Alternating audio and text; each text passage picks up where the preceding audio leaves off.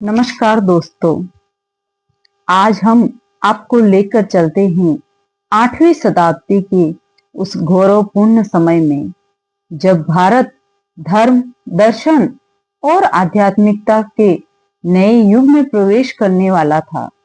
यह कथा है जगत गुरु आदि शंकराचार्य की, एक ऐसे बाल ब्रह्मचारी की जिसने केवल 32 वर्ष की आयु में पूरे भारत का भ्रमण किया, चारों दिशाओं में मठ स्थापित किए और अद्वैत वेदांत का शंखनाद करके हिंदू धर्म को नई शक्ति प्रदान की। केरल के कलाड़ी गांव में शिव भक्त दंपति शिव गुरु और आर्यम्बा रहते थे।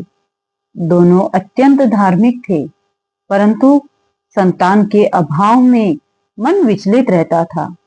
एक दिन उन्होंने भगवान शिव से कठोर तपस्या की।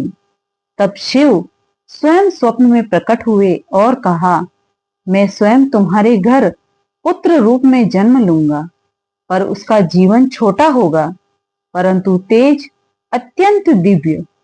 कुछ समय बाद आर्यम्बा ने एक तेजस्वी बालक को जन्म दिया, जिसका नाम रखा गया शंकर। जन्म से ही वह बालक अद्भुत था। उसकी आंखों में अपूर्व तेज, विचारों में अनोखी गंभीरता और मुख से स्वाभाविक रूप से निकलते वैदिक मंत्र देखकर सभी आश्चर्यचकित रह जाते। शंकर 5 वर्ष के हुए और गुरुकुल में प्रवेश मिला। गुरु आश्चर्य से देखते कि जो मंत्र बाकी बच्चे महीनों में सीखते, शंकर पल भर में स्मरण कर लेते। एक दिन गुरु ने कहा, शंकर, तुम तो स्वयं ज्ञान का स्वरूप लगते हो। शंकर मुस्कुराकर बोले, गुरुदेव, यह सब माता पिता और भगवान की कृपा है। उनकी यह विनम्रता ही दर्शाती थी कि आगे चलकर वे कितने महान बनने वाले थे।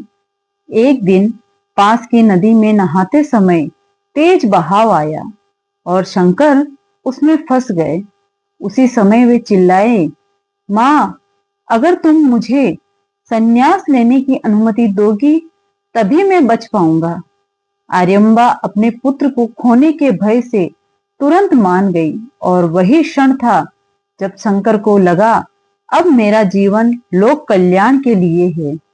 कुछ समय बाद उन्हें संन्यास लेने की अनुमति मिल गई, पर आर्यम्बा ने एक शर्त रखी, बेटा, जीवन में एक बार